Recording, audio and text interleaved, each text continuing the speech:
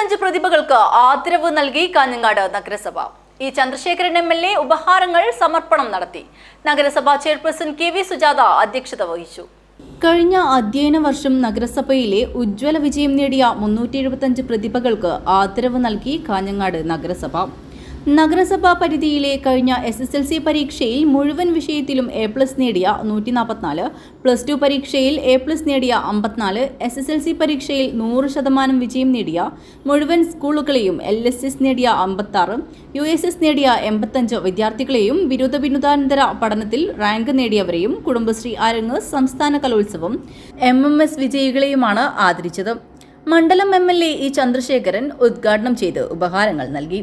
തീർച്ചയായിട്ടും വിദ്യാലയങ്ങളിൽ അതിനെ നയിക്കുന്ന അധ്യാപക രക്ഷാകർത്താക്കൾ ഉൾപ്പെടെ അവിടെ മികക്കാരുമായി ഇവിടെ പഠിച്ച് പാലിക്കുന്ന വിദ്യാർത്ഥികൾ ഉൾപ്പെടെ എല്ലാവരെയും ഈ സന്ദർഭത്തിൽ ഞാൻ ദീർഘമായി പറയുന്നു.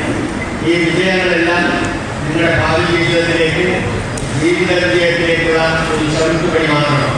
വിദ്യാഭ്യാസത്തിൽ വിജയം നേടിയ വിദ്യാർത്ഥികൾ സമൂഹത്തിന്റെ ദിശനേരായ രീതിയിലേക്ക് എത്തിക്കുന്നതിന് മുന്നിട്ടിറങ്ങണമെന്നും പ്രലോഭനങ്ങളിൽ പെടാതെ ശരിയായ രീതിയിൽ മുന്നേറാൻ കഴിയണമെന്നും അദ്ദേഹം പറഞ്ഞു.